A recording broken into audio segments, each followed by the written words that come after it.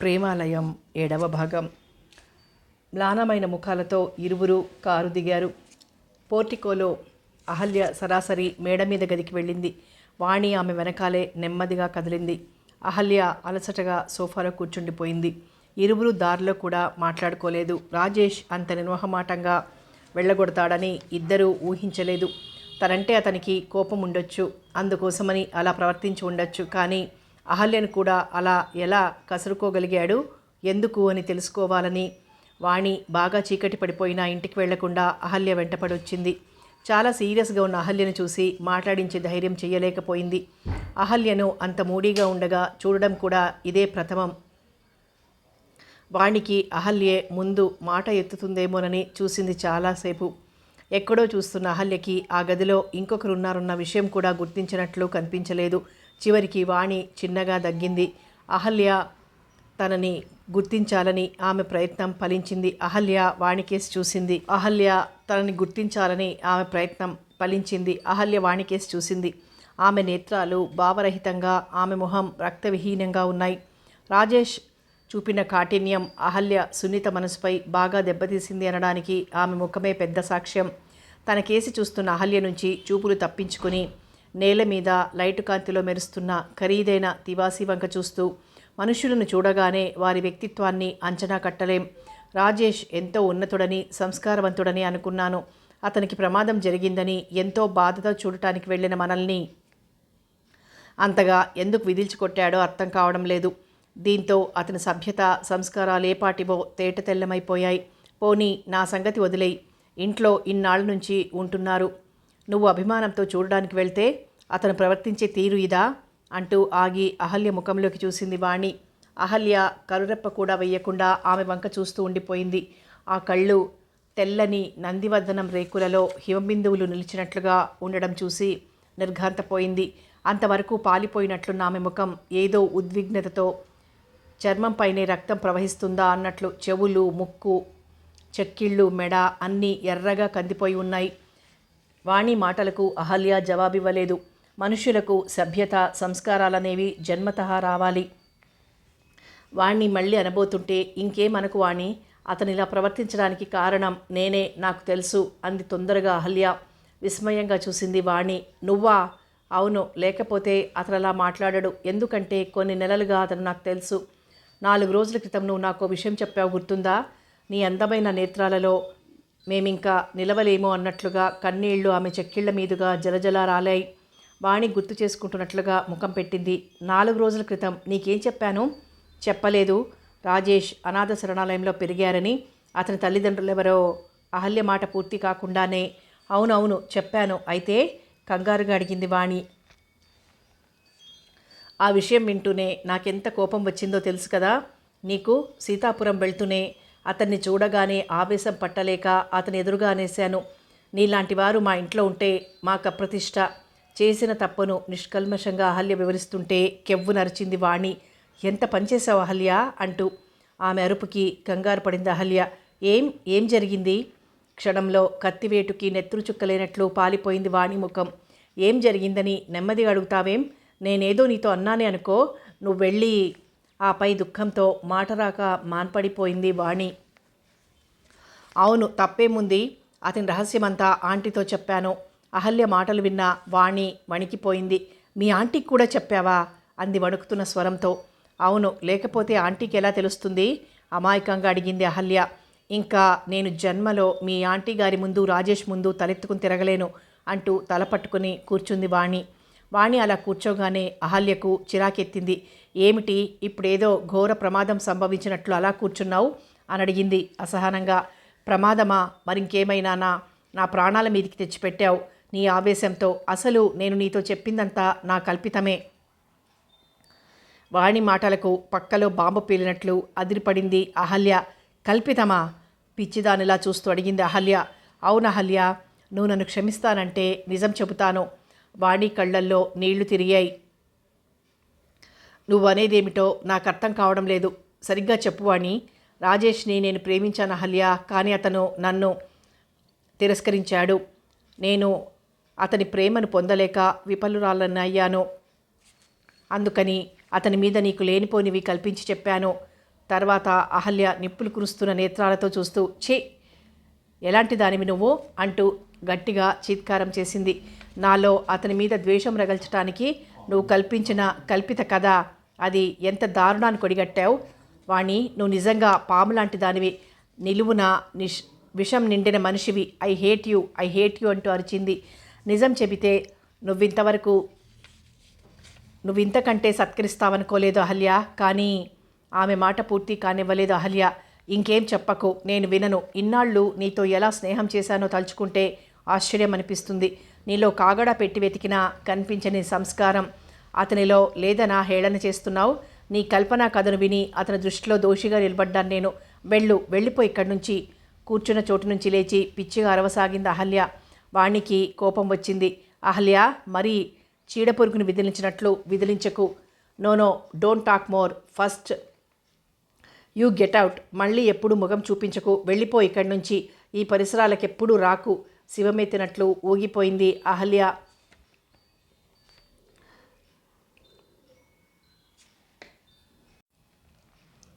తరువాత కాసేపటికి పనివాడు వచ్చి భోజనానికి రమ్మని పిలిచాడు. అహల్య అతన్ని తిప్పికొట్టింది.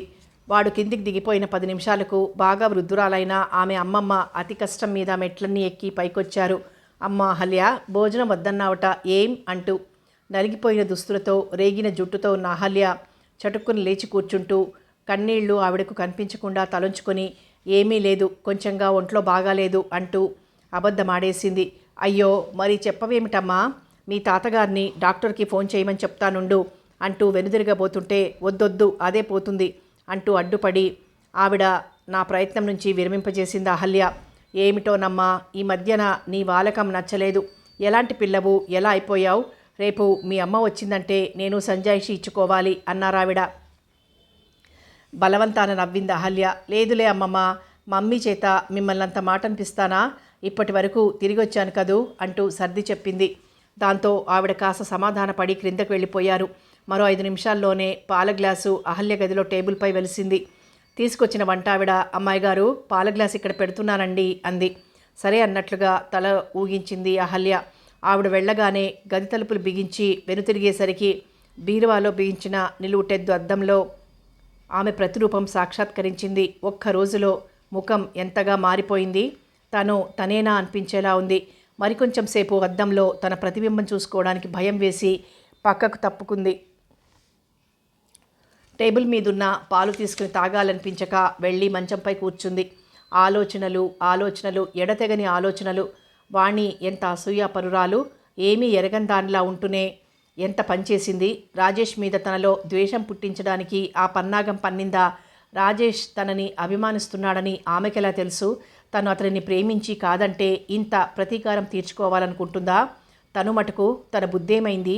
వాణి అనడమే తడవుగా నిజానిజాలు తెలుసుకోకుండా అతనిని అంతగా బాధ పెట్టింది.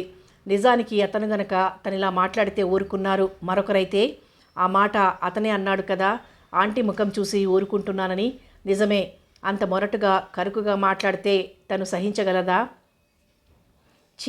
అనర్థాలను తెచ్చిపెట్టే ఆవేశం. అందుకే ఏనాడు తనని కలలో కూడా కసురుకోని ఆంటీ చెంపదెబ్బ రుచి చూపించారు. ఆ కోపం పెట్టుకునే రాజేష్ అలా అరిచారు వెళ్ళిపోమ్మని. నిజానికి తనకు ఆ శాస్తి జరగాల్సిందే. ఇంకా అతనిని క్షమించమని అడిగే అర్హత కూడా తనకు లేదు. ఎందుకు ఇలా ప్రవర్తిస్తోంది? అతన్ని చూడకపోతే మనసుకేదో ఆరాటం, అతన్ని చూడాలని, అతనిలా కబుర్లు చెప్తుంటే వింటూ ఉండాలని బలమైన కోరికే అంతరంగంలో. కానీ అవేవీ మనసులో లేనట్లు పైకి అంత కాఠిన్యంగా ఎలా ఉండగలుగుతోంది? ఏమిటి ద్వంద్వ ప్రవర్తన? తను అతనిని దూరం చేసుకోగలదా? అతను లేకుండా తను నిమిషం నిలువగలదా? లేదు అంటూ లోపల అంతరాత్మ అరిచింది. అవును, అతను లేకుంటే ఇంకా ఒక్క క్షణం ఉండలేను. అతని ప్రభావం తన మీద ఎంత ఉందో ఇప్పుడు కానీ తెలిసి రాలేదు. రాజేష్ మనసు నాకు తెలుసు. తనని ఎన్నోసార్లు క్షమించారు. ఈ ఒక్కసారికి క్షమించమని, నా వల్ల పొరపాటు జరిగిందని ప్రాధేయపడతాను. ఆదరించగలరు. లేదు, ఈ జీవితమే ఇంక వ్యర్థం. అలా ఆలోచిస్తున్న అహల్య నేత్రాల నుండి బాష్పబిందువులు అలా చెక్కిళ్లపై స్రవిస్తుంటే నిద్రలోకి జారుకుంది. డాక్టర్ మరో రోజు ఉండాలన్న రాజేష్ వెనక హాస్పిటల్ నుంచి ఇంటికి వచ్చేశాడు. గాయాలతో చాలా రక్తం పోవడం వల్ల మనిషి చాలా నీరసంగా ఉన్నాడు. మరో కొన్ని రోజులు క్రమం తప్పకుండా మందులు వాడితే మునుపటి బలం పుంజుకుంటాడని చెప్పాడు డాక్టర్. పురుషోత్తం దంపతులు కూడా రాజేష్ ఆరోగ్యం పట్ల చాలా కంగారు పడుతూనే ఉన్నారు. ఇంటికి వచ్చిన రాజేష్ని చూసి పార్వతమ్మ ఆనందమో ఆవేదనో ఏదో తెలియని బాధతో కళ్ళనీళ్లు పెట్టుకుంటూ, మళ్ళీ ఇంట్లో కాలు పెడతావో లేదోనని హడలిపోయాను బాబు. ఈ వారం రోజులుగా మా మనసులు, ఈ ఇల్లు నిరామయం అయిపోయాయి నువ్వు లేకపోతే. నా మాట విని మరొక్క వారం రోజులు ఇల్లు కదలకుండా నీడపట్టునుండు బాబు అంటూ రాజేష్ని బ్రతిమాలారావిడ. రాజేష్ దుఃఖంతో వివసుడవుతూ, అమ్మా, నీ అభిమానానికి నీ పాదాల చెంత తల బద్దలు కొట్టుకొని చావాలనిపిస్తోంది. ఈ అభాగ్యుడిపై మీకెందుకింత కరుణ అంటూ ఆవిడ పాదాల మీద చేతులుంచి చిన్న పిల్లవాడిలా ఏడ్చాడు. చిన్నప్పుడు కూడా ఎక్కువగా ఏడ్వని రాజేష్ అలా ఏడుస్తుంటే తల్లడిల్లిపోయారావిడ. అలా ఏడవకు నాయనా, నా గుండెలు పగులుతాయి. నీకు నేను మీ నాన్నగారు ఉండగా అభాగ్యుడు ఎలా అవుతావు బాబు? నువ్వు అలానే అనుకుంటే నీ దృష్టిలో మేము లేనట్లేనన్నమాట. కన్నీళ్లు జలజల రాలుతుంటే రాజేష్ని పొదవి పట్టుకున్నారావిడ. ఆవిడ మాటలకు దెబ్బతిన్న పక్షిలా చూశాడు రాజేష్. ఎంత మాట అన్నావమ్మా, అలా అనుకునేంత కృతజ్ఞుడినా నేను అంటూ బాధగా అడిగాడు. మరేమిటి బాబు, వారం రోజులుగా మనిషివిగా లేవు. నీ ప్రవర్తన నాకు అలాగే అనిపిస్తోంది. నవమాసాలు మోసి కన్న తల్లి కాకపోయినా నా పంచప్రాణాలు నీ మీద పెట్టుకొని పెంచాను బాబు. నువ్విలా మమ్మల్ని నిర్లక్ష్యం చేస్తే దుఃఖాతిశయంతో మరి మాట పెగల్లేదు ఆవిడకి. అమ్మా, నీ మాటలతో నన్ను చిత్రహింస చెయ్యకు.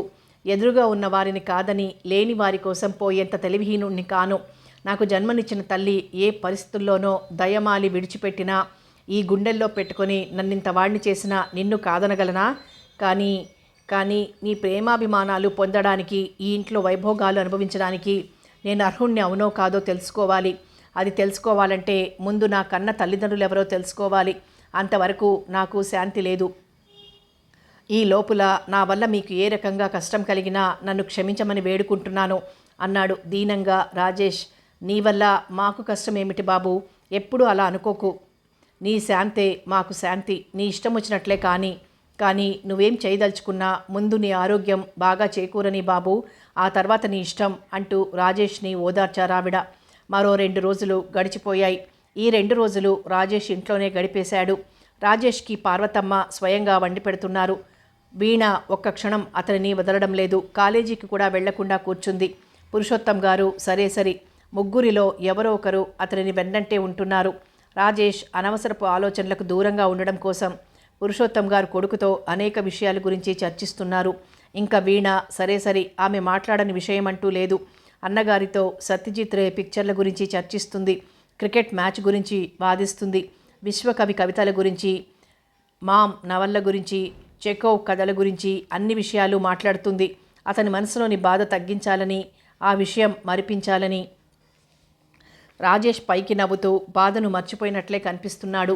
అయితే అతని అంతరంగాన్ని అనుక్షణం చెదపురుగులా తొలిచేస్తున్న బాధ ఉండనే ఉంది.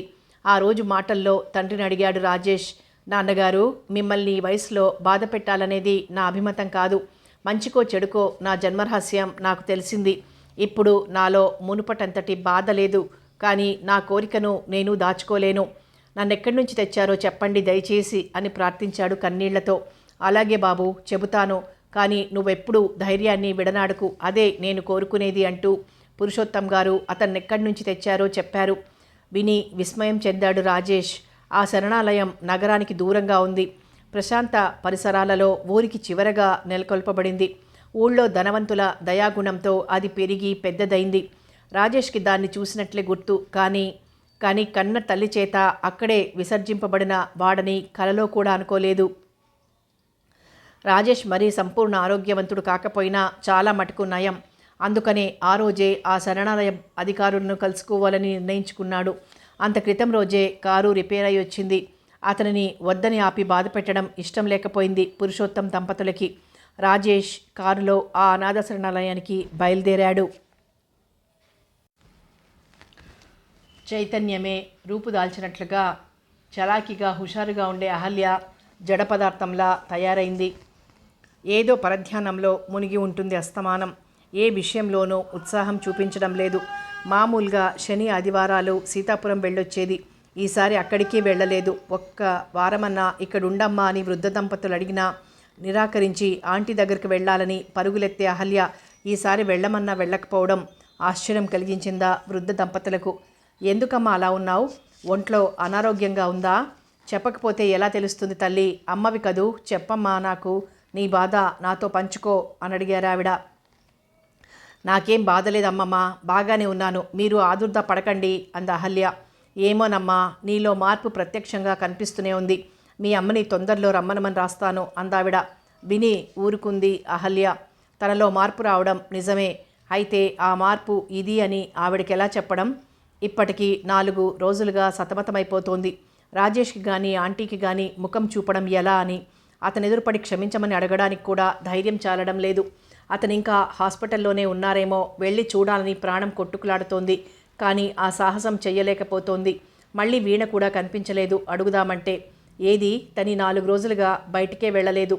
వెళ్ళి అతన్ని కలుసుకోవాలనుంది, మనసు తీరా మాట్లాడాలనుంది. వాణి చెప్పిన మీదట తాను ఆవేశంలో అలా పలికి అతని మనసుని బాధ పెట్టానని చెప్పాలనుంది. అందుకు క్షమని అర్థించాలని ఉంది. కానీ అసలు అక్కడికి వెళ్ళడానికే ధైర్యం చాలడం లేదు. ఒకవేళ వెళ్ళినా అతనిది వరకు లాగానే చూడగానే వెళ్ళిపోమ్మంటే అలా అనగలరా? ఆ సమయంలో అతని మనసెందుకో చికాకుగా ఉంటుంది. అందుకని అలా అనుండొచ్చు. అలా అనలేరు. అతని హృదయం అంత కాఠిన్యం కాదు. తను తప్పకుండా వెళ్తుంది. అభిమానం చంపుకుని తప్పుని సరిదిద్దుకోవాలి. వాణి ఎంత గొడవ తెచ్చిపెట్టింది. అటువంటి స్వార్థపరురాలి ముఖం ఇంకా జన్మలో చూడదు తను అనుకుంటూ లేచి బయలుదేరింది. అప్పటికప్పుడే జడ కూడా పూర్తిగా వేసుకోలేదు. ముందుగా సరాసరి ఉదయిని నర్సింగ్ హోమ్కి వెళ్ళింది. అప్పుడు సమయం ఉదయం 11 గంటలు దాటింది.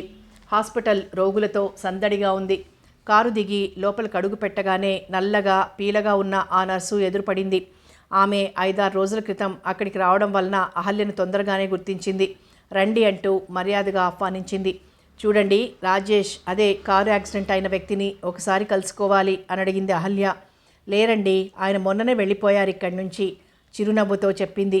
హతాశురాలైంది అహల్య. వెళ్ళిపోయారా అంది నీరసంగా. అవును, డాక్టర్ మరో రోజు ఉండాలన్నా ఉండకుండా వెళ్ళిపోయారు. ఏం చూడడానికి వచ్చారా? అదే చిరునవ్వుతో అందామే. కానీ ఆ నవ్వు అహల్య హృదయాన్ని మండించింది. ఆమె ఎదురుగానే ఆ రోజు రాజేష్ తమని గెంటినట్లుగా మాట్లాడారని గుర్తొచ్చి లజ్జతో ముఖం ఎరుపెక్కింది. అయినా చాలా ప్రయత్నంతో అణుచుకుంటూ, అవును, ఆయన్నోసారి కలుసుకోవాలి. వారి ఇల్లు మీకు తెలుసా అని అడిగింది. ఇల్లు తెలియదు, కానీ ఆయన చెల్లెలు చెప్పిన మాటల్ని బట్టి అక్కడ ఉంటారని తెలుస్తుందంటూ వీణ వాళ్ళ ఇల్లు ఉన్న లొకాలిటీ గురించి చెప్పిందామే. థ్యాంక్స్. అతని తండ్రి పేరు మీకు తెలుసా? కుతూహలంగా అడిగింది అహల్య. పురుషోత్తం గారంటే ఎవరికైనా తెలుస్తుంది చెప్పిందామే. థ్యాంక్స్, వస్తానండి అంటూనే వెనుదిరిగింది. ఆ వీధిలో 2-3 చోట్ల ఆగి పురుషోత్తం గారి పేరు చెప్పి ఇల్లెక్కడా అని అడిగింది. వాళ్ళు ఆ వీధిలోనే ఆ చివరగా ఉన్న 2 అంతస్తుల పచ్చ మేడ చూపించారు. ఆ మేడ చూసి ఆశ్చర్యచకితురాలైంది అహల్య. రాజేష్ ధనవంతుడని ఊహించింది, కానీ మరీ ఇంత అందమైన భవనంలో ఉండేంత శ్రీమంతుడని అనుకోలేదు. కారు దిగి గేటు వరకు వచ్చింది. గేటు తలుపులు దగ్గరకు వేసున్నాయి. అటు ఇటు చూసింది, ఎవరైనా కనిపిస్తారేమోనని. ఇంటి ముందున్న తోటలో ఎవరో చెట్లకి పాదులు చేస్తూ కనిపించారు. అతను తలెత్తి చూస్తే బాగుండును అనుకుంటూ ఉండగానే అతను తలెత్తి చూసి గొప్పింటి అమ్మాయిలా ఉన్న అహల్యని, కారుని చూసి పరిగెత్తుకుంటూ వచ్చి గేటు తలుపులు తీశాడు. పురుషోత్తం గారి ఇదేనా అని అడిగింది. చిత్తం ఇదేనండి అంటూ గేటు పూర్తిగా తీసి వినయంగా పక్కకు తప్పుకున్నాడు అతను. అహల్య లోపలికి నడిచింది, సంశయంగా అటు ఇటు చూస్తూ. సరిగ్గా అదే సమయంలో భోజనం ముగించి హాల్లోకి వస్తున్న పురుషోత్తం బెరుగ్గా వరండా మెట్లెక్కుతున్న అహల్యను చూశారు. ఆమెవరో ఆయనకు తెలియదు. అంతకు మునుపెప్పుడు చూసిన గుర్తులేదు. అందుకే వరండాలోకి వస్తూ ఎవరమ్మా అని ప్రశ్నించారు. తనంతాను ఎలా పరిచయం చేసుకోవాలో తెలియక, వీణగారు లేరా అండి అని అడిగింది అహల్య. ఆమె వీణ స్నేహితురాలై ఉంటుంది అనుకుంటూ, ఉంది, రామ్మ ఇలా వచ్చి కూర్చో అంటూ హాల్లో సోఫా చూపించి అమ్మ వీణ అంటూ పిలిచారు. వస్తున్నా డాడీ లోపల నుంచి వినిపించింది. ఆయన చూపిన సోఫాలో కూర్చుంది అహల్య. అంత వినయంగా, అంత పొందికగా అలా ఎప్పుడూ కూర్చోలేదు అహల్య. వీణ లోపల నుంచి వస్తూనే అహల్యను చూసి, అరే ఇదేమిటి చెప్పా పెట్టకుండా ఇలా మా ఇల్లు పావనం చేశారు అని అడిగింది తొందరగా. అలా అడుగుతూనే మనసులో, ఈ వీనస్కేదో అనారోగ్యం ప్రాప్తించినట్లుంది, లేకుంటే ఇలా ఉండదు అనుకుంది. వీణ ప్రశ్నకు చిరునవ్వు నవ్వింది అహల్య. అబ్బే ఏం లేదు, రావాలనిపించింది అంది మెల్లగా. డాడీ, ఈమెవరో తెలుసా? సీతాపురం జమీందారిని సుదేష్ణాదేవి గారు లేరు, ఆవిడ మేనకోడలు అని తండ్రికి మా డాడీ అంటూ అహల్యకు పరిచయం చేసింది వీణ. అరే, మరింతవరకు చెప్పావు కాదేమమ్మా? నిజంగా నువ్వు అన్నట్లుగా ఆవిడ రాకతో మన ఇల్లు పావనమే అయింది అని పార్వతి పార్వతి అంటూ భార్యను పిలిచారు. నేను సీతాపురం వెళ్ళినప్పుడు ఎంత ఎంజాయ్ చేశారనుకున్నావు డాడీ అని వీణ చెబుతుండగానే పార్వతమ్మ వచ్చారు. అహల్యను ఆమెకు పరిచయం చేశారు. పార్వతమ్మ తెగ సంతోషపడిపోయారు. మమ్మల్ని చూడాలని అక్కడి నుంచి వచ్చావా అమ్మా? చాలా సంతోషం అన్నారు. ఆవిడిక్కడే ఉంటుంది మమ్మీ, ఇక్కడే చదువుకుంటున్నారు వీణ చెబుతుంటే. నీ కాలేజీలోనేనా అని అడిగారు పురుషోత్తం. ఆవిడది ఉమెన్స్ కాలేజీ, నాది వేరు వీణ చెబుతుంటే. ఎండలో వచ్చావా అమ్మా? ముందు భోజనానికిలే, అంతా రెడీగా ఉంది అన్నారు పార్వతమ్మ. వద్దండి, భోజనం కానిచ్చే వచ్చాను మొహమాట పడిపోయింది అహల్య. పోనీ పలహారం చేద్దువు గాని ఉండమ్మా అంటూ ఆవిడ కూడా హడావిడిగా లోపలికి వెళ్ళారు. అహల్య కూర్చుని వాళ్ళతో మాట్లాడుతుందే గాని కళ్ళు రాజేష్ ఏ పక్క నుంచి వస్తాడోనని వెతుకుతున్నాయి. వస్తే అతన్ని తనెలా రిసీవ్ చేసుకోవాలా అని మనసు కంగారు పడింది. పార్వతమ్మ పెట్టిన పలహారం పూర్తి చేశాక రండి ఇల్లు చూద్దురుగాని అంటూ లేచింది వీణ. తప్పనిసరిగా ఆమె వెంట నడిచింది అహల్య. ప్రతి గది చూపిస్తూ ఏదో మాట్లాడుతున్న వీణ మాటలు అహల్య మనసుకెక్కడం లేదు. చివరికి మేడ మీదకి వెళ్ళాక ఒక గది చూపిస్తూ మా అన్నయ్యది అంది వీణ. అహల్య గుండెలు దడదడలాడాయి. ఆ గది తలుపులు మూసి ఉన్నాయి. రాజేష్ లోపలున్నారా అని అడిగేంతలోనే వీణ మరో గదిలోకి ప్రవేశిస్తూ ఇది నాది అంది. ఆ గది చాలా డీసెంట్గా సింపుల్గా ఉంది. అహల్య కాసేపు అవి ఇవి చూస్తూ గడిపి చివరికి మీ అన్నయ్య లేరా ఇంట్లో అని అడిగింది. ఆ ప్రశ్న వింటూనే అహల్య ముఖం మ్లానమైంది. అయినా అహల్య గుర్తించకుండా జాగ్రత్త పడుతూ ఎక్కడికో వెళ్ళారు, ఏమైనా పనుందా అని అడిగింది వీణ. అహల్య మనసులో కృంగిపోతూ అతనితో కొంచెం మాట్లాడాలి అంటూ పేలవంగా నవ్వింది. అతను ఇంట్లో లేడన్న విషయం తెలిసాక ఇంకా అక్కడ ఉండబుద్ధి కాలేదు అహల్యకు. కానీ వెంటనే వెళ్ళిపోతే ఏమనుకుంటారోనని మరో 10 నిమిషాలు అతి కష్టం మీద గడిపి సెలవు తీసుకుంది అహల్య. దారిలో ఆలోచిస్తూనే ఉంది. అతనేం పని మీద ఎక్కడికి వెళ్ళారో, లేక సీతాపురం వెళ్ళారో. పోనీ తనే సీతాపురం వెళ్తే ఈ సెలవుల్లో తను వెళ్ళనందుకు ఆంటీ ఎంత బాధపడ్డారో అనుకుంది. రాజేష్ సరాసరి వెళ్ళి శరణాలయం అధికారుల్ని కలుసుకున్నాడు. అక్కడున్న వాళ్లల్లో కొంతమందికి అతను పురుషోత్తం గారి కొడుకని తెలుసు. ఆ శరణాలయానికి విరివిగా విరాళం ఇచ్చే ఆ ఊరి పెద్ద మనుషులలో పురుషోత్తం గారు కూడా ముఖ్యులు. అందుకే అతన్ని చూడగానే మర్యాదగా ఆహ్వానించి కూర్చోబెట్టాడు. 25 సంవత్సరాల క్రితం ఇందులో పనిచేసే వ్యక్తులలో 2-3 ఉన్నారంతే, మిగతా వారంతా కొత్తవారే. అయినా రాజేష్ అడిగాడు. 25 సంవత్సరాల క్రితం పురుషోత్తం గారి ఇక్కడి నుంచి ఓ అనాథ పిల్లవాడిని తీసుకువెళ్లారు పెంచుకోవడానికని. ఆయన తీసుకెళ్లే నాటికి ఆ కుర్రవాడికి నెలలుంటాయి. అతనిని ఇక్కడ ఎవరు దిగవిడిచారో చెప్పగలరా అని. అక్కడున్న పెద్దలందరూ తబ్బిబులయ్యారు. అది ఏనాటి సంగతి, ఎవరికి గుర్తుంటుందని అంటూ ఒకరిద్దరు దాటేశారు. కానీ రాజేష్ ఊరుకోలేదు. అలా అనకండి, అప్పటి వాళ్ళింకా కొంతమంది ఈ శరణాలయంలో పనిచేస్తున్నారు కదా, పాత రికార్డులు చూస్తే తెలియదంటారా అని అడిగాడు. 25 ఏళ్ల నాటి రికార్డులు ఉన్నాయో చెదలై తిన్నాయో. అయినా ఇప్పుడు ఎందుకండి? రాజేష్ని కాదనలేక మర్యాదగానే అడిగాడు అవతలి వ్యక్తి. ప్లీజ్ మీరు శ్రమ అనుకోకుండా ఈ విషయం చూడండి. ఆ కుర్రవాడు ఇక్కడికి ఎలా వచ్చాడు, ఎవరు తెచ్చారన్న విషయం నాకు చెప్పండి చాలు అంటూ ప్రాధేయపడుతున్నట్లే అడిగాడు రాజేష్. నేను ఇక్కడ పనిలో చేరి 6 ఏళ్లు మాత్రమే అయిందండి. అతను నసుగుతూనే ఉన్నాడు. ప్లీజ్ మీకు కావాలంటే నేను కూడా హెల్ప్ చేస్తాను రాజేష్ మళ్ళీ అనడంతో ఇక తప్పదనుకున్నాడు. డ్రాయర్ సొరుగులాగి అందులో తాళం చెవుల గుత్తి ఒకటి తీసి మరో గదివైపు నడిచాడు. రాజేష్ వెనకాలే వెళ్ళాడు. అతను మరొక వ్యక్తిని పిలిచి గది తాళం తీసి లోపలికి నడిచాడు. గది దుమ్ముతో నిండి ఉంది. అందులో 4-5 చెక్క బీరువాలున్నాయి. వాటిని చూస్తే అవి ఇక్ష్వాకుల కాలం నాటివేమో అన్నట్టున్నాయి. అతను బీరువా తాళం తెరిచాడు. రాజేష్ని కూర్చోమని చెప్పి అతను మరొకతను కలిసి ఫైళ్ల వేటలో పడ్డారు. వాళ్ళు వెతుకుతుంటే రాజేష్ ఏదో ఆలోచిస్తూ కూర్చున్నాడు. ఆ గదికి ఎదురుగా అంతా ఖాళీ ఆవరణ. ఆ ఆవరణలో ఉదయం సాయంత్రం ప్రార్థనలు జరుగుతూ ఉంటాయి. ఆ ఆవరణకి 2 వైపులా కొత్తగా నిర్మించిన అందమైన భవనాలు 2 ఉన్నాయి. మరో 2 వైపులా పాకలున్నాయి. కొత్తగా నిర్మింపబడిన ఆ భవనంలో ఆఫీస్ గదులు, స్టోర్ రూమ్లు, కిచెన్ గదులున్నాయి. పాకల్లో మధ్యకు తడికలు కట్టి గదులు గదులుగా ఏర్పాటు చేశారు. కన్నవారికి అయినవారికి దూరమై అందులో పెరిగి పెద్దవారై విశాల విశ్వంలోకి తలోదారి వెతుక్కుంటూ వెళ్ళిపోయిన జీవులెందరో ఉన్నారు. కొంతమంది రాజేష్ల సంతతి లేని ధనవంతుల ఇళ్లల్లో ఆదరాభిమానాలు అష్టైశ్వర్యాలు అనుభవించే అదృష్టాన్ని పొందారు. మరికొంతమంది అక్కడే పెరిగి చదువుకొని పొట్ట చేత పట్టుకుని జీవనోపాధి సంపాదించుకొని ఈ సంఘంలో తాము ఓ మనుష్యులమేనని నిరూపించుకుంటున్న వారు కొంతమంది అమ్మాయిల అదృష్టం చేత ఏ విశాల హృదయుడో వచ్చి వివాహం చేసుకుంటే పిల్లా పాపలతో తమ సంసారాలు తాము చేసుకుంటున్న వారు కొందరు. ఇంతైనా వారానికో అనాథ పాపైనా బాబైనా ప్రత్యక్షంగానో పరోక్షంగానో ఆ శరణాలయంలో చేరుతూనే ఉంటారు. కళ్ళు తెరిచి ఈ మాయా ప్రపంచాన్ని చూడని పసికందులు కొందరైతే తప్పటడుగులు చిలక పలుకులు పలుకుతుండే పసిడి బొమ్మలు కొందరు. లోకమంటే ఏమిటో ఈ సంఘంలో తమ స్థానం ఎంతో తెలుసుకుని నిరంతరం ఆత్మవేదనకు గురయ్యేవారు కొందరు. కుట్లు నేర్చుకుంటున్న ఆడపిల్లలు కొందరైతే వంటలు నేర్చుకునేవారు కొందరు. నీళ్లు మోసే బాలురు కొందరైతే పాదులు తవ్వి మొక్కలు పెట్టి కూరలు పండించేవారు కొందరు. తమకంటే చిన్నవారైన అనాథ సోదర పాపాయిలకి పాలు పట్టే వంతు కొందరిదైతే వాళ్ల గుడ్డలు పరిసరాలు శుభ్రం చేసే వంతు కొందరిది. ఒక అక్కయ్య కూర్చుని తనకంటే చిన్నవారైన మిగతా చెల్లెళ్లకు చక్కగా తలదువ్వి జడలు వేస్తోంది. చదువుకున్నప్పుడు చదువుకున్న మిగతా సమయాలలో పసిపిల్లలు సైతం ఎవరి పనుల్లో వాళ్ళు లీనమై ఉంటారు. ఆ శిక్షణ అంతా ఆ శరణాలయం అధికారులు నేర్పినవే. అలా ఎవరి పనుల్లో వారు లీనమై ఉంటే చూడటానికి ముచ్చటగానే ఉన్న చిరునవ్వులతో చిలిపి గంతులతో తీయని మాటలతో అమ్మ ఒడిలో కూర్చుని ముద్దుగా తల్లి చేత చేయించుకోవాల్సిన ఈ పసిడి తునకలు ఏ దౌర్భాగ్యం చేత ఇలా అయ్యారోనని గుండెల్లో కలుక్కుమనక మానదు. భోజనాలకి టైం అయింది కాబోలు. గంట కొట్టారు. పిల్లలందరూ బిలబిలలాడుతూ వంటశాల వైపు పోతున్నారు.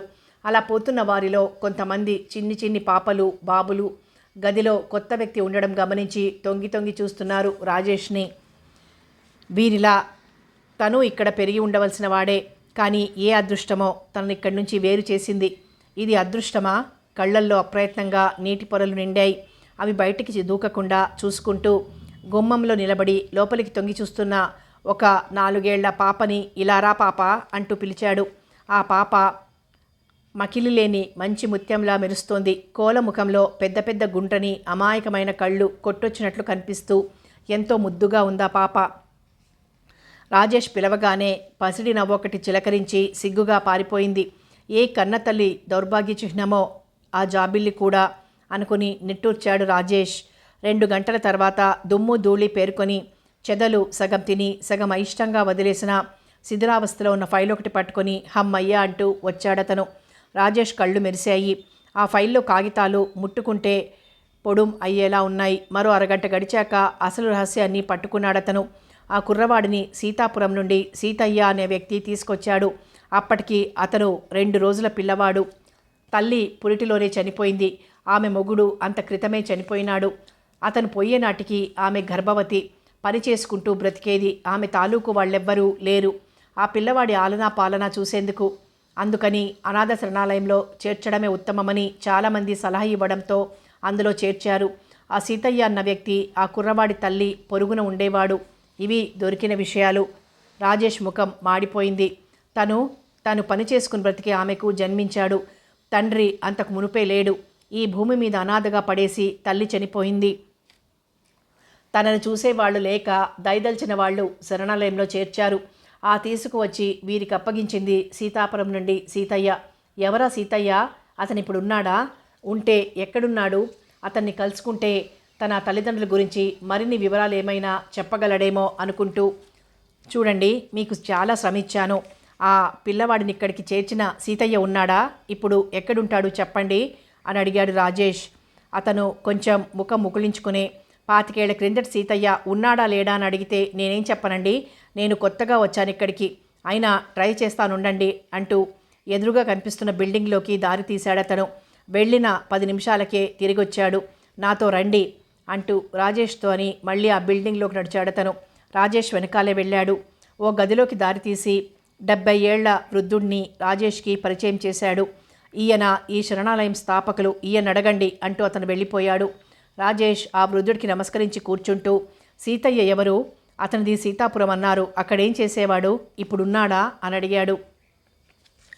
ఆ వృద్ధుడు చెప్పడానికి తటపటాయిస్తూ ఎందుకు బాబూ అని అడిగాడు. చూపు సరిగ్గా ఆనదు కాబోలు కళ్ళకి చెయ్యి అడ్డు పెట్టుకుని రాజేష్ని చూస్తున్నాడు. అతనితో అవసరంగా మాట్లాడే విషయం ఉంది, మీకు అభ్యంతరం లేకుంటే చెప్పండి అని అడిగాడు మళ్ళీ రాజేష్. అభ్యంతరానికి ఏముంది బాబూ, నువ్వు అంత అవసరంగా మాట్లాడాలంటే చెప్పకుండా ఉండాలనుకోను. అతనిప్పటికీ ఉన్నాడు, సీతాపురం జమీందారీ దివాణంలో నౌకరీ చేస్తున్నాడు. ఆ వృద్ధుడు చెబుతుంటే రాజేష్ తల తిరిగిపోయింది. సీతాపురం సీతయ్య అవే మాటలు అతని మస్తిష్కంలో గిరగిరా తిరుగుతున్నాయి. సీతాపురం జమీందారీ దివాణంలో పనిచేస్తున్నాడు అంటే సుదేష్ణాదేవి గారి దగ్గర ఉన్న సీతయ్యేనా? అతనేనా నన్ను శరణాలయంలో చేర్చింది? భగవంతుడా, ఈ జీవితాలతో ఎలా చెలగాటమాడతావు? కణతలు నొక్కుకున్నాడు బాధగా. ఆ వృద్ధుడు మిగతా వారు రాజేష్ ముఖంలోకి వింతగా చూస్తున్నారు. అది గమనించిన రాజేష్ ముఖంలో మార్పులు వాళ్ళు గమనించకుండా చటుక్కున లేచి నుంచుంటూ చాలా థ్యాంక్స్, వస్తానండి అంటూ గబగబా గది వదిలి బయటపడ్డాడు. రాజేష్ని చూస్తూనే డ్రైవర్ కారు తలుపు తెరిచి పట్టుకున్నాడు. నేను అర్జెంటుగా సీతాపురం వెళ్తున్నా, నువ్వు ఇంటికి తిరిగి వెళ్ళి అయ్యగారికి చెప్పు అన్నాడు డ్రైవింగ్ సీట్లో కూర్చుని తలుపేసుకుంటూ. అలాగే సార్ అంటూ పక్కకి తప్పుకున్నాడు డ్రైవర్. అంతే, సర్రున ముందుకు దూసుకుపోయింది కారు. వచ్చావా బాబూ? తమ పెన్నిది ఏదో దొరికినంత సంతోషంగా ఎదురు వచ్చి అంటూనే అతని రూపం చూసి ఉలిక్కిపడ్డారు సుదేష్ణాదేవి. ఆవిడ మాటలు వినిపించుకున్నట్లే సీతయ్య అంటూ ఒక్క అరుపరిచాడు. ఆ అరుపుకు హడలిపోయి చూశారు సుదేష్ణాదేవి. రాజేష్ జుట్టు చెదిరి ఎర్రబడిన నేత్రాలతో ఏదో ఉద్వేగంతో ఊగిపోతూ పిడికిళ్ళు బిగించి భయంకరంగా ఉన్నాడు. రాజేష్ ఆ వేళల్లో రావడం, వస్తూనే ఆ కఠినమైన అరుపు అన్నీ ఆవిడకెందుకో భయోత్పాతం కలిగించింది. ఏం జరిగింది? ఎందుకంత కోపంలో ఉన్నాడతను? సీతయ్య ఎందుకు?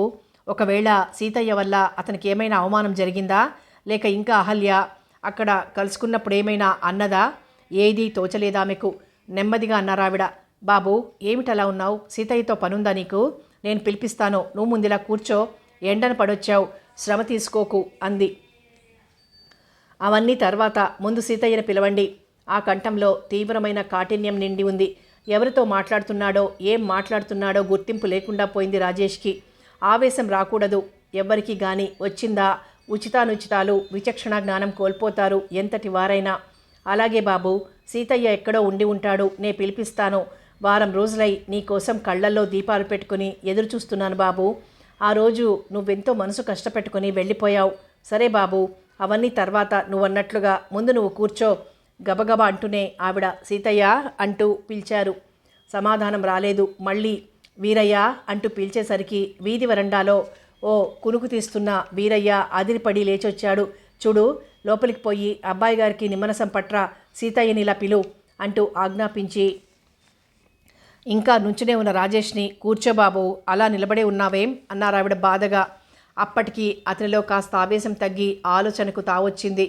తనని చూసి ఆవిడ దడుచుకున్నట్లు కనబడగానే బాధతో మనసు చిబుక్కుమంది. తనెంత అనాలోచితంగా అసహజంగా ప్రవర్తిస్తున్నానో అర్థమైంది అతనికి. సీతయ్యను అడిగి నిజం తెలుసుకోవాలనుకుంటే ఇంత ఆవేశం, ఇంత దూకుడు ఎందుకు? నెమ్మదిగా పిలిచి అడిగితే పోలా? తను హైరాణ పడిపోతూ ఎదుటివారిని కంగారు పెట్టడం దేనికి? ఆ ఆలోచన రాగానే తనలో తనే కించపడ్డాడు రాజేష్. తలంచుకొని కూర్చున్నాడు మెల్లగా వెళ్ళి. అతను అలా కూర్చోవడం చూసి సుదేష్ణాదేవి కూడా స్థిమితపడ్డారు. అదేం బాబు అలా ఉన్నావు? ఈ వారం రోజుల్లోనూ చాలా తీసిపోయావు. మార్దవం ఉట్టిపడుతున్న స్వరంతో అడుగుతున్న సుదేష్ణాదేవి వైపు బాధగా చూశాడు రాజేష్. ఎందుకు ఈవిడకు తనంటే ఇంత అభిమానం? తన ఆరోగ్యం గురించి ఆవిడకెందుకంత ఆదుర్దా? అర్థం కాలేదు రాజేష్కి. ఆవిడకేదో సమాధానం చెప్పే లోపుగా వీరయ్య నిమ్మరసం పట్టుకొచ్చాడు. ఇది తీసుకో బాబు, కాస్త చల్లగా ఉంటుంది. ఆవిడే స్వయంగా రాజేష్కి అందించారు. రాజేష్ మారు మాట్లాడకుండా తాగేశాడు. తనకి కారు ప్రమాదమైందని, ఈ వారం రోజులు ఆసుపత్రిలో ఉన్నానని అన్నీ ఆవిడికి చెప్పాలనుంది అతనికి. కానీ గొంతు పెగలడం లేదు చెప్పడానికి. ఇంతలో పిలిచారటమ్మా అంటూ వచ్చాడు సీతయ్య. సీతయ్యను చూడగానే రాజేష్లో ఆవేశం రాజుకోసాగింది. కానీ వెంటనే వివేకం వెన్ను తట్టింది. సీతయ్య, నీతో కొంచెం మాట్లాడాలి. నేను అడిగిన వాటికి సూటిగా సమాధానం చెప్పు రాజేష్ గంభీరంగా అంటుంటే ఇటు సుదేష్ణాదేవి అటు సీతయ్య తెల్లబోయి చూశారు. కానీ అవేమీ గమనించే స్థితిలో లేడు రాజేష్. సీతయ్య, జాగ్రత్తగా విను. నువ్వు ఈ ఊళ్ళో ఎంతకాలంగా ఉంటున్నావు? సీతయ్య ఆ ప్రశ్నకి ఇంకా తెల్లబోతూ చేతులు కట్టుకుని, ఎన్నాళ్ళ నుంచేమిటి బాబు? ఈ ఊళ్ళో పుట్టినోడిని, ఈ ఊళ్ళో పెరిగినోడిని, ఈ ఊళ్ళోనే చావడానికి సిద్ధంగా ఉన్నవాడిని అన్నాడు. అయితే 25 ఏళ్ల క్రితం నువ్వొక పసివాడివి, పట్నంలో అనాథ శరణాలయంలో అప్పగించొచ్చావు, గుర్తుందా? ఆ ప్రశ్న వింటూనే సుదేష్ణాదేవి, సీతయ్య ఉలిక్కిపడడం స్పష్టంగా గమనించాడు రాజేష్. సీతయ్య తెలియనట్లుగా ముఖం పెట్టాడు. మీరేటి మాట్లాడుతున్నారో నాకు అంతు పట్టడం లేదు అన్నాడు బుర్ర గోక్కుంటూ. సీతయ్య, అసహనంగా అరిచాడు రాజేష్. తెలియనట్లు నటించకు, నిజం చెప్పు. నేనేమిటి, శరణాలయంలో అప్పగించడం ఏమిటి, అసలు కదేమిటి బాబు అన్నాడు సీతయ్య. సీతయ్య, రాజేష్లో తిరిగి ఆవేశం రగులుకుంది. సీతయ్య, ఇందులో నువ్వు భయపడాల్సిందేమీ లేదు, నిజం చెప్పు. అబద్ధం చెప్పి తప్పించుకోవాలని చూడకు. ఆ పిల్లవాడెవరివాడు? అమ్మగారు చూడండి, ఆ బాబు అడిగేదేమిటో నాకు అర్థం కావడం లేదు. నిజం చెప్పమంటే నేనేటి చెప్పేది? నేను నిజం చెబుతున్నాను, నమ్మండి చిన్నబాబు గారు, నాకేమీ తెలీదు. అసలు 25 ఏళ్ల నాడు ఏటైందో చెప్పమంటే ఎట్లాగండి అన్నాడు. అటు సుదేష్ణాదేవితోనూ ఇటు రాజేష్తోనూ. సీతయ్య, నువ్వు నిజం చెప్పినంత మాత్రాన నీకొచ్చే నష్టం లేదు. నేనంతా తెలుసుకునే వచ్చాను. 25 సంవత్సరాల క్రితం నీ ఇంటి పక్కనున్న ఓ పని చేసుకునే మనిషి బిడ్డ అని అతను చనిపోతే వాడి ఆలనా పాలన చూసేవారు లేక ఆ పిల్లవాడిని అనాథ శరణాలయంలో చేర్చావు. దయతో ఆ పని చేశావు, సంతోషమే. కానీ ఆ పిల్లవాడి తండ్రి ఏం చేసేవాడు, ఎక్కడుండేవాడు, వారిదే కులం ఏమిటి, ఆ వివరాలన్నీ కావాలి, చెప్పు తీవ్రంగా అన్నాడు రాజేష్. దాంతో సీతయ్య ముఖం వెలవెలా పోయింది. నాకేం తెలీదు బాబు, నాకేం తెలీదు అంటూ నెత్తి నోరు కొట్టుకోసాగాడు. సీతయ్య, మంచిగా చెప్పకపోతే నేను అస్సలు మంచివాడిని కాను.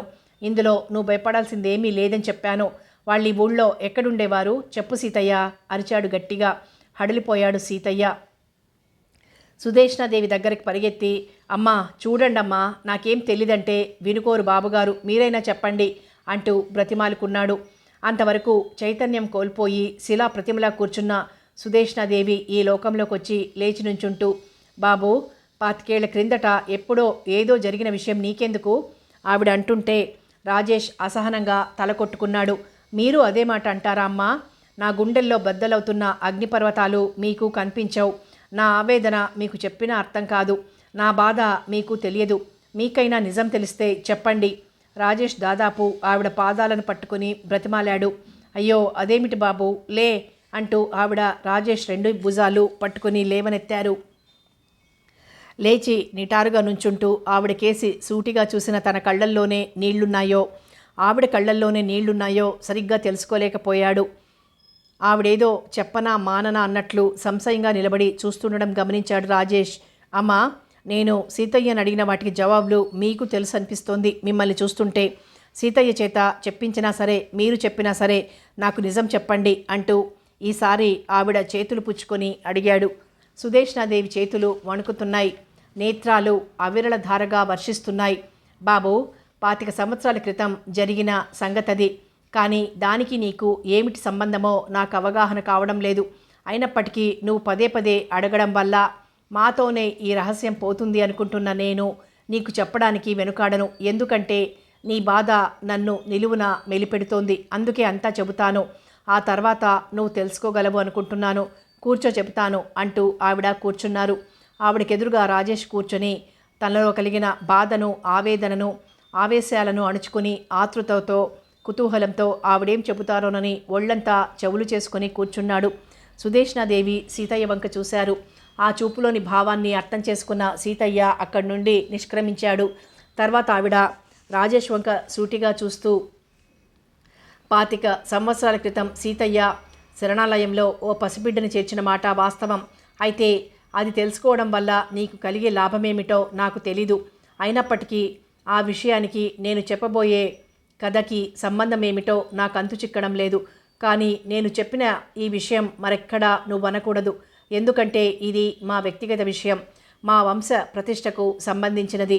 నీ ఆవేదన చూడలేక చెబుతున్నాను, ఈ విషయం గుర్తుంచుకో అంటూ ఆవిడ ఎక్కడో దృష్టి సారించారు. అలా ఎక్కడో చూస్తున్న ఆవిడ నేత్రాలలో 25 సంవత్సరాల క్రిందటి గత చరిత్ర అంతా స్పష్టంగా కనిపించసాగింది. రావు బహదూర్ రఘుపతి వెంకటరత్నం గారి సతీమణి సంయుక్తాదేవి భర్త అడుగుజాడలలో తూచా తప్పకుండా నడుచుకుని ఆయనకు ప్రీతిపాత్రురాలయ్యింది. భార్య అంటే ఆయనకు తగని ప్రేమాభిమానాలు. కాళ్లకు పాంజేబులు, గొళ్ళెం గొలుసులు, పట్టాలు అవి పెట్టుకొని మెట్టెలు గల్లు గల్లుమంటూ ఏ రోజు లక్ష్మీదేవిలా ఒంటెడు నగలతో గజలక్ష్మిలా ఉండేవారావిడ. ఆవిడ క్రింద నడుస్తుంటే కందిపోతుందేమో అని బాధపడేవారాయన. వారికి ప్రథమ సంతానం వరూధిని. కనుసన్నల్లో మెలిగే నౌకర్లున్నా, ఇంట్లో పనులేమీ లేకున్నా, అంత జమీందారిణి అయినా ఆవిడలో గర్వమన్నది కలికానికి కూడా దొరికేది కాదు. ఏ రోజు రామాయణ, భాగవతాలు, భగవద్గీత, భారతం చదవందే నిద్రపోదు. మంచి నియమనిష్టలతో ఉండేదావిడ. ఆవిడకు మనుచరిత్రమన్నా, రఘువంశమన్నా ఎంతో అభిమానం. అందుకే పెద్ద కుమార్తెకు వరూధిని అని, రెండో కుమార్తెకు సుదేష్ణాదేవి అని నామకరణం చేశారు వెంకటరత్నం గారు. భార్య అభిమతం ప్రకారం ఆ ఇంటికి వరూధిని నిలయం అని పెట్టాలని సంయుక్తాదేవి ప్రతిపాదించినప్పుడు వెంటనే అంగీకరించారాయన. భార్య మాటన్నా మనసన్నా అంత ముఖ్యం ఆయనకు. కొడుకు పుడితే రఘురామరాజు పేరు కలిసొచ్చేలా రాజా రఘునాథరావు అని పేరు పెట్టుకోవాలని నిర్ణయించుకున్నారా దంపతులు. తమకు అష్ట ఐశ్వర్యాలున్నా లేకున్నా ప్రతి మనిషిని ఏదో ఒక దురదృష్టం వెంటాడుతూనే ఉంటుంది. సుదేష్ణాదేవి జన్మించాక మరి సంతానం కలుగనేలేదు సంయుక్తాదేవికి. 4-5 తరాలుగా వెలుగొందిన జమీందారుల వంశంకి రఘుపతి వెంకటరత్నం గారి తర్వాత వారసుడు లేకపోతే ఎలా అన్న బెంగ పట్టుకుంది సంయుక్తాదేవికి. అయితే చేసేది కనిపించలేదు. మగపిల్లవాడిని ప్రసాదించమని ఆవిడ మొక్కని దైవం లేదు. చెయ్యని పూజలు, దానాలు, ధర్మాలు లేవు. చూడని యాత్రాస్థలం లేదు. అయితే కాలానికి కళ్ళెం వెయ్యగలమా? 12 సంవత్సరాల కాలం కరిగిపోయింది. పుత్ర సంతానం లేదే అని కుమిలిపోయారు సంయుక్తాదేవి. ఆ దిగులుతోనే కృంగి పోసాగారు ఆవిడ. సంయుక్త, నువ్విలా దిగులుతో కృషించిపోతే నాకెంత బాధో నీకు తెలియదు. భగవంతుడి అనుగ్రహం వల్ల తప్పక మనకు పుత్ర సంతానం కలుగుతుంది అంటూ వెంకటరత్నం గారు భార్యను సముదాయించేవారు. భర్త మాటలకి నిర్వేదంగా నవ్వేవారావిడ. తప్పక తమకు పుత్రుడు కలుగుతాడని గాఢంగా నమ్మేవారాయన. అయితే అనుకునేదొకటి జరిగేదొకటి అవడం సర్వసాధారణం. లేక అనుకున్నవి అనుకున్నట్లు జరిగితే ఎవరికి వారే భగవంతుడు కదా. సంయుక్తాదేవి దిగులుతో కృంగి కృషించి పూర్తిగా మంచం పట్టి అనతి కాలంలో దివంగతురాలైంది. వెంకటరత్నం గారి హృదయానికి ఆ దెబ్బ బలంగానే తగిలింది. మేరువంత మనిషి భార్యావియోగంతో తీసిపోయారు. ఆయనకు ఎదురుగా 4 గజాల దూరంలో నిలబడి మాట్లాడడానికి కూడా భయపడేవారు ఆయన గంభీరతను చూసి. అటువంటిది ఆ గాంభీర్యం ఎక్కడికి పోయిందో. అదే స్థానే ఏదో వేదన గూడు కట్టుకుంది. ఆయన పనులన్నీ మందగించాయి. తల్లి పోయే నాటికి సుదేష్ణాదేవికి 16 ఏళ్ల వయసు, వరూధిని 18 ఏళ్ల వయసు. వరూధిని మంచి అందగత్తె, గౌరవర్ణంతో, కోటేరు లాంటి ముక్కు, కోల కళ్ళతో ఎంతో అందంగా ఉండేది. సుదేష్ణాదేవి పచ్చని పసిమి ఛాయ అయినప్పటికీ వరూధిని సుదేష్ణాదేవి పక్కపక్కన నిలబడితే చూడగానే కంటికి అనేది వరూధిని మాత్రమే. ఆ పల్లెటూళ్ళలో చదువు లేదు. అందుకని వెంకటరత్నం గారు పట్నం నుండి సంగీతం మాస్టర్ని, ఆంగ్ల విద్య నేర్పడానికి ఓ ఆంగ్లో ఇండియన్ ట్యూటర్ని రప్పించేవారు. వాళ్ళని పట్నం పంపి చదివించడం ఆయనకిష్టం లేదు. పైగా అప్పటికింకా ఆడవాళ్లు అంతగా చదువులకు ఎగబడిన రోజులు. అక్క చెల్లెళ్ళిద్దరూ వీణ చక్కగా వాయించగలరు, గళాలెత్తి శ్రావ్యంగా పాడగలరు. సంయుక్తాదేవి చనిపోయిన కొలది రోజులకే ఆశ్రితులు, చనువున్నవారు మళ్ళీ వివాహం చేసుకోండి, ఈసారి వంశోద్ధారకుడు జన్మించగలడంటూ సలహాలివ్వడం ప్రారంభించారు.